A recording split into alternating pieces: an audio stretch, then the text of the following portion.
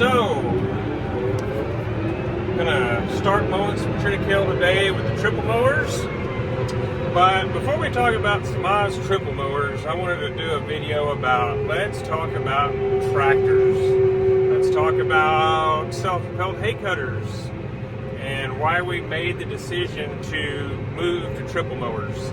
So we grow several hundred to 1,000 acres of Sudan a year that we got to cut, and we have a lot of Tifton and coastal. Those are the main three groups of hay that we do. And we were running two Case WD 2303 hay cutters, 2013 and a 2014 model. Good big machines with 19-foot headers.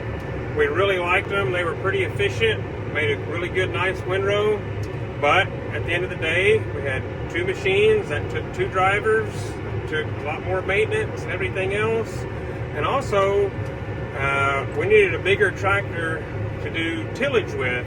So as we're going through everything, trying to figure out what's the best way to do, there's some Krone Big M's in our area, but I didn't feel like spending several $100,000 to have a 400 or 500 horsepower beast sit in the barn for, 4 or 5, 6 months out of the year, because we start cutting, here we are, middle of March. We've already been cutting a little bit, but we'll go, through till December because our growing season's so long here in South Texas. So, as we started looking around, looking for tractors with front PTOs and front hitches and everything like that, it became pretty obvious that getting a triple mower was going to be our best bet. And as you can see right now, I'm in our 380. I'm going home. I've got mulch finisher on here, on behind me right now. This is the whole reason why we ended up going with triple mowers, is because now I've got a 380 horsepower tractor with guidance. And these big tires and this suspended front axle, you will never find a better ride. Unfreaking believable. I'm driving down a very bouncy county road right now, and this thing rides like glass. It's the same way in the field with the triple mowers.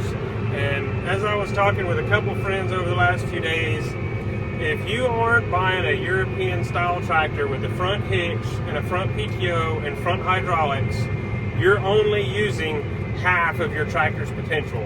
My whole life, growing up around row crops, everything else, all we do is hang a set of weights up there to hang something off the back. Man, when commodity prices get a little better and we start growing some corn again, they make front mount shredders, front mount choppers. There's all sorts of things that you can do, shredding and tillage in one pass. There's just so much more potential for what you're doing when you have that front hitch and you have that front PTO, and you can just do so much more with one guy and one machine versus making two passes. So this tractor with this front PTO, front hitch, makes me never ever want to own another tractor that doesn't have them, because they are just so handy and they're so efficient. And honestly, everybody thinks it's pretty hard to use them and hook stuff up on the front. It is not bad. The newer, fancier ones actually have cameras up on the front as well, so they're just really, really easy to use. And like I said, the greatest part is now I've got a 380 horsepower tractor that I can do a whole bunch of stuff with, and I don't have a piece of hay equipment that sits in my barn that I can't use. The triple mowers have worked great. We really love them. I'm going to do a video all about the Samasz triple mowers that we got, but the biggest hang up is some folks just don't want to change what they've got in a tractor. And I'm going to be the first one to tell you, you're missing the boat. I wouldn't go back to a self-propelled cutter to save my life, because I get so much more out of this tractor, so much more utilization than I ever did out of those two self-propelled cutters. Like I said, they're good machines. They were really good machines, but they're single purpose. You go with triple mowers and a big tractor, you got a lot of different stuff that you can utilize. So we're gonna head on back here to the barn. Gonna get hooked up on the front mower, then we're gonna go drive about 10 miles to go to where the rear mowers are set in the other barn, and we're going to talk about the Samasz Triple Mowers and how they've really changed how our farm has been doing business, how it's changed our custom business, and the amount of savings that those triple mowers, in addition to this tractor, have really done. All right, here we are. Made it to the shop, got the mulch finisher unhooked, and here is our Samasz KDF 341W. This is a really darn good front mower.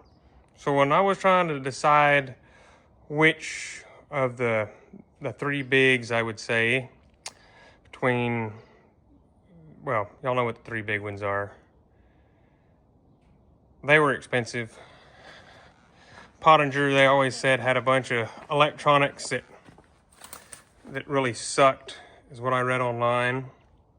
Everybody likes Krone and Kloss. I'll just go ahead and mention them by name. Who cares? But if you'll notice, this Samasz, there's not a single electrical thing up here. I think the Europeans one might have some flashers on the front that plug in, but there's just one hose and one hitch. The other thing that I really liked about this one when I went and looked at it is it is a manual float, I guess you want to call it. However, you know, the spring ride, the ground pressure is manually adjusted. You can also regulate that in the cab. But it's very basic. It drags the cutter as opposed to pushing it through the field. Most people are all on that same track now. And it's pretty darn heavy built. And what I realized when I started looking at them, and especially on the rear mower too, I know quite a bit about welding, and obviously all this is machine welds, but the welds on this thing, the structural integrity of this thing, and the design is by far really above the competitors. A lot of times when machine welds are done, they don't have good beginning tags, end tags. You know, you would see places like this that would have a big old bubble right here that's not penetrated well. All these welds are just really good, really strong.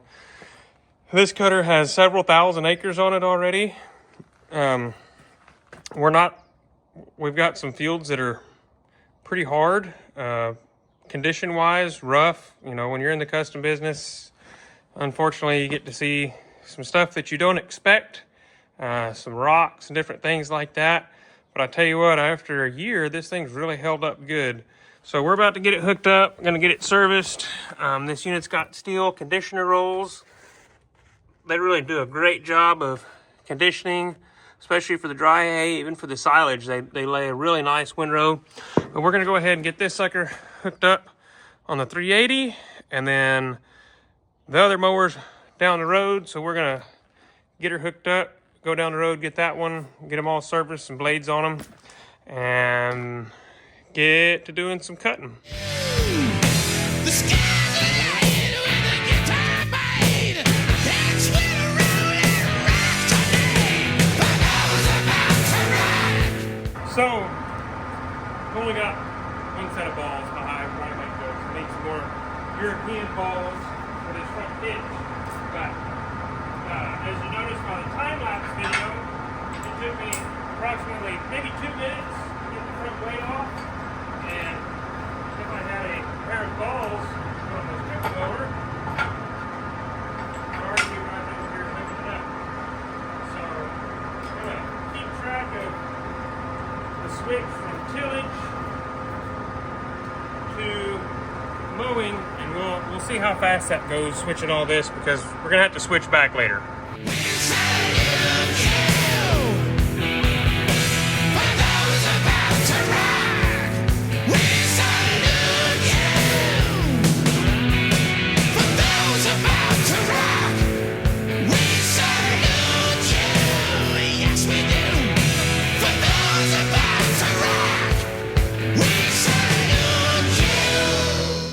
So we got it hooked up.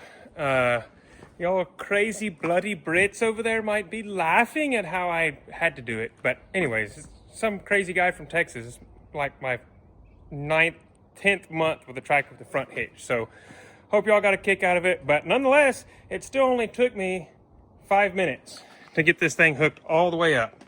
So now we'll go through some of the grease points. There's some up there. I got this sucker lifted up because we're gonna change a few blades. Already got some of the U-joints, but what I like about the Samasz, the cases didn't have, I don't know, some of the others might have this, but all the roller bearings are greasable. Conditioner roll bearings are greasable. What a novel idea. So after a couple thousand acres, the front still looks really good shape. I thought these drapes would wear out, but they did good. These blades from last year, still really good, but that cutter bar, man, I put it on some pallets to keep it up, but this cutter bar has held out really good over last year. The rock damage, everything. The simplicity of this design mixed with the durability is really, really something to be said. So there is a lot of grease points on here, but hey, if you're a guy that doesn't mind servicing his equipment like I do, grease points are good because that means stuff is not gonna wear out. So we're gonna get this sucker greased up and get on the road. Just remembered something. All y'all across the pond will probably laugh at me and say, why didn't you know that? Well, like I said, this is my first tractor with front PTO. So all North American farmers who aren't used to it, these PTOs have their own separate oil. There's the bottom of the gearbox right there. There's another gearbox up behind here below the fan. And right there is a check plug. I accidentally burned mine up last year because when I got the tractor, it was low on oil. So just make sure you check it because they're not too hard to rebuild, but they're it's worth checking the oil. So let's just say I learned the hard way, and I don't want other folks to. We're gonna go get the rear mowers. Hey, mirror view. So we're going to go get the rear mowers right now, and with the old self-propels, one of them went 15 and one of them went 21 miles an hour, and that 19-foot header would take up all of this county road. Here I am right now, I don't know if y'all can see, 30 miles an hour. We're just cruising down the road with plenty of room to spare. We could let a car pass real easy if we needed to.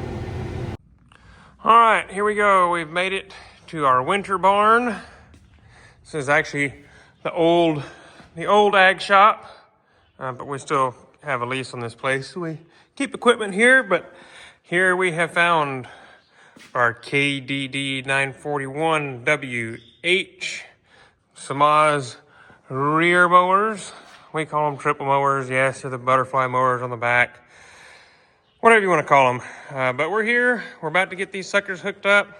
Once again, just the simplicity of the design. This is the hydraulic version, not the manual springs. We only got 2 lines here to run everything. One little electrical connection. It's all really, really simple. They're a little dirty. We washed them off pretty good, but it has been so windy and so dusty in our neck of the woods these last couple months. It's unbelievable. We put them in this barn to keep the rain off of them. And I think we need to put them somewhere to keep the dust off of them. But we're gonna go ahead and get these suckers hooked up and head out to the field and start cutting some trips.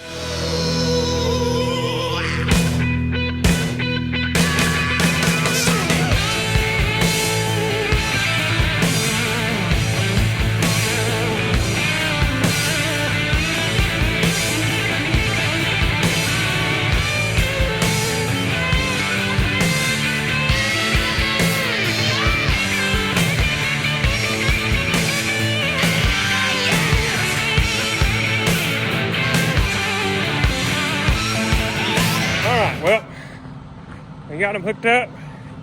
got him out of the barn. Didn't get attacked by the owl. So the kiddo and the wife are here to help me get moved to this little field that we're gonna do. But there they are. I'm gonna show y'all a couple things that I do like about these. Thankfully, they give us a plus and minus on your hydraulic hookup, so you can tell which one's which. Not a whole lot of stuff to hook up. Good visible pressure gauges right there for your float pressures. And yeah, so we're gonna shoot some grease on this thing, try to knock some dust off, and we're gonna head to the field. All right, so we got everything pretty much ready to go. Say hi, Lewis. Yeah, Lewis is here helping me. So we got everything, all the hoses plugged in right. If you look about right there on that one, that's your road safety for that one. Got it in place. So this one without the mergers has a super simple monitor to use. You've got where you can lock each wing out, where you can work each wing separately. Those are how you adjust the float pressure. And that little red light's blinking, you're in field mode, where they're just kind of chilling there like that. You can't see because of the fuels, but I can read my float pressure down there. It's right around 100 pounds. Let me press this button and it starts doing that number. We go to number 1. Up they go. Where we're going, it's okay to go with the doors up because I know that we're going to be clear everything, and there they're latched in. So super easy to get ready to go down the road. When I don't have to do an inspection, it takes 15 seconds to fold up and move out of a field. All right, so here we are going down the road. As you can see, even with the doors folded out, we're doing 30 miles an hour, and man, we fit down this road just like a dream. People feel at ease trying to pass us because they got plenty of room. Man, used to with those old cutters, even with a 16-foot cutter, we would, really be hanging out. We'd have to be dodging mailboxes. This sucker, you just put this one tire over the white stripe and send it. And, got some folks behind me. They just come on right around.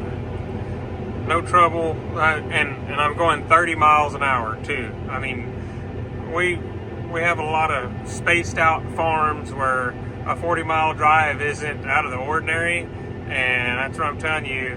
This tractor makes all the difference in the world. Having a triple mower is awesome, but having this tractor, which, we got North American platform tractors that go 30, but with these big tires, suspended front axle, 30 mile an hour CVT, man, it's just freaking awesome. And CVT, we did some hard plowing with it this year, and everything sure held up good. So we're about to get to the field, and we'll see what she does. All right, Lewis and I made it in the field, got our AV line set, and the number one thing that always impresses me is this. 32 acres an hour, 14 something gallons per hour. Man, like 4/10 of a gallon per acre. Pretty decent trip. Could be better, but I think we're rolling, what are we here? Right around 9 miles an hour, so we could be rolling a little bit faster. But man, that fuel savings, we'll talk more about efficiency here in a little bit, but just wanted to give you an update. We're gonna go get the silage baler right now before we get going, because this big old cutter, as fast as it moves, I can get way far out in front of that silage baler. So we're trying to keep about 65% moisture in this stuff when we're baling. So we'll get our ends cut out, get the silage baler, then get the drone up in the air, and we'll just show you how good of a job this Samasz is doing.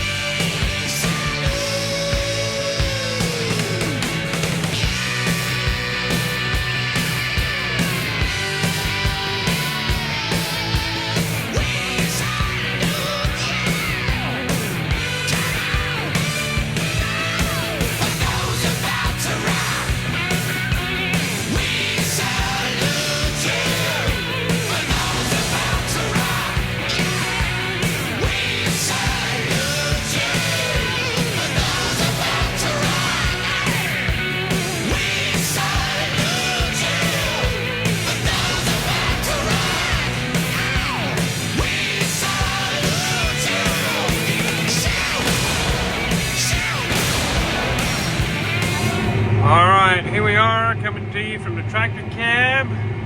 Might hear some kiddo noise in the background because they have Layton. Lewis, say hi, Lewis.